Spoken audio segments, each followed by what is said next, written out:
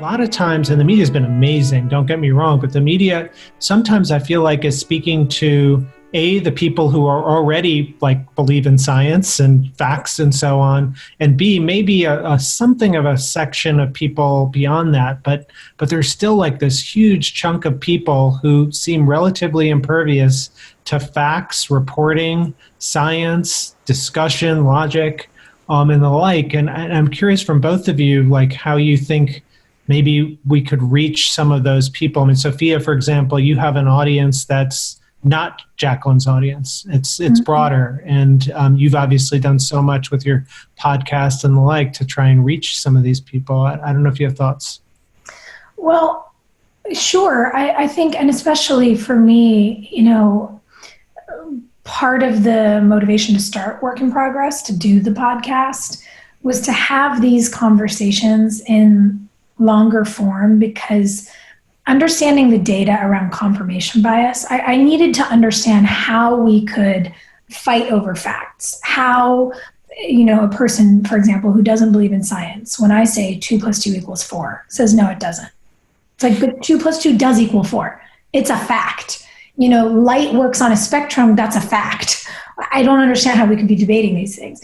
And so I went into a little bit of a nerd hole and started examining how confirmation bias works, and really understanding that some of the quippiness of social media, Twitter in particular, is really dangerous for it, because someone will read a headline or they'll see a tweet and be like, I don't believe it.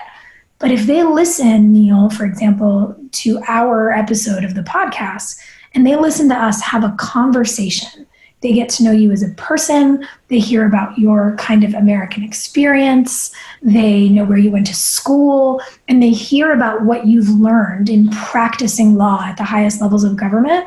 They understand you are a trustworthy person.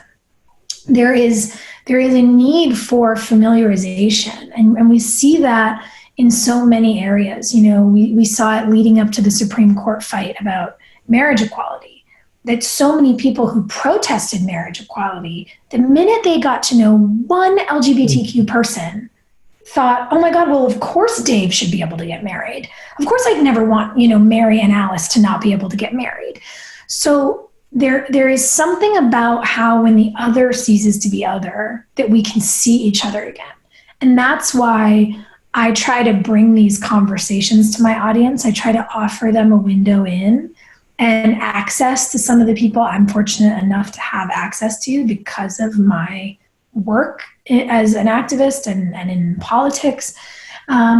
Because it's a crazy thing that you could be so into what you believe that you would refute facts. The whole point of being a person is to constantly learn, get smarter, be more educated. If you're just going to, rally against what could even be life-saving information so that you can feel like you're taking a stand, it feels like wasted energy to me. That's such a beautiful point, Sophia. I mean, I never really drew this connection until you just said it. But when we were doing the marriage equality cases, we're lawyers. We read all the history and stuff about the amendments and the Constitution and all the Supreme Court cases. But at the end of the day, what probably won that case was not the legal arguments. It was personalizing it and the work that you and others did to bring just popular attention to the plight that these people who just wanted to marry someone that they loved, what could be more profoundly human than that? You begin to realize how ridiculous the arguments against equality always have been. And to your point about the law, the law used to say that you could look at a person of color as being a percentage value, a lower percentage value of human than a white person. That's insane. And then, we have the ability to learn from reading, whether it's, in Jacqueline's line of work or even in literature. I'm reading Bill Bryson's book on the body right now, and he talks about how he was in a lab where a doctor literally excised a piece of skin from a cadaver and held it up, and it was translucent, no color to it. And this doctor looked at him and said, this sheet of skin that is as thick as 4 pieces of paper stacked up is all race is. Can you believe what we've done to each other? And, these are medical doctors just saying, what is wrong with us? So sometimes I think the facts, the law can be corrected. The facts can help us do that.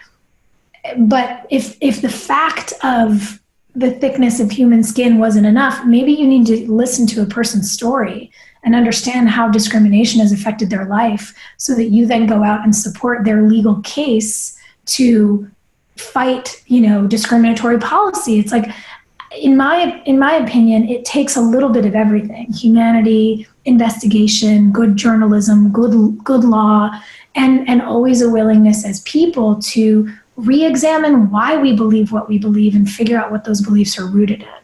Yeah. And Jackie, this must be something you struggle with all the time, which is, you're writing these columns, post readership. Some of it's now the paywall's been loosened a bit, but you're still only reaching that group of people. How do you think about reaching a broader group? It's really true. And Sophia, really, your work is so valuable in that regard, exactly, that I think, sort of penetrates an audience, a broader audience that's a bit different than the people who are already, I think, who are of a certain audience and who read the Post consistently, and who are potentially more likely to believe the facts being put forth. There obviously is a very bifurcated media landscape right now, between Fox News and really the rest of the world. But you're even seeing Fox News, I think, now reel back some of their propaganda, quite frankly, because of liability issues. And even yesterday, you had Neal Katyal really flabbergasted at why the president was taking hydroxychloroquine. And there's been concerns from, top management at Fox about people potentially dying as a result of what they're learning from Fox News. But I find personally that the best way, I think, to get through the noise, cut through the Twitter, East Coast elite arguments, is through personal stories. Exactly what you guys were just talking about.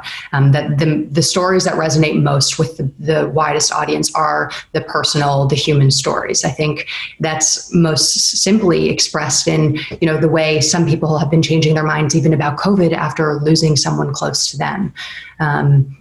And so, in the most recent story I published, for example, about, the fight to protect the vote in November, the way that we got into that story was through a very personal anecdote with this organizer in West Michigan, Wesley Watson, who previously worked as an HIV substance abuse disorder counselor in his job before he started working for Next Gen America, a progressive organizing group that he had no idea would really prepare him for being a political organizer in the time of the pandemic, where his job is now reaching out to young people and providing guidance and awareness on, unemployment insurance and how they can get access to food banks, and, how they can protect themselves from the pandemic that is disproportionately impacting low income and minority communities.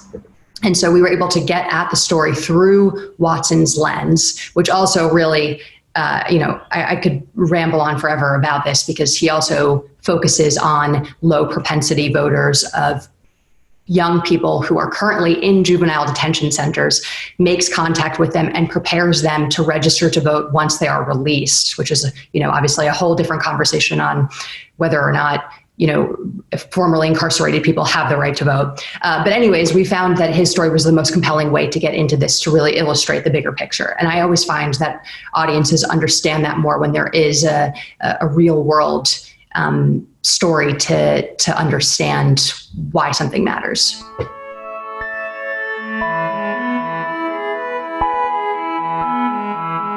Thank you so much for listening to part 2 of our segment with Jackie and with Sophia. Stay tuned in a couple of days for part 3.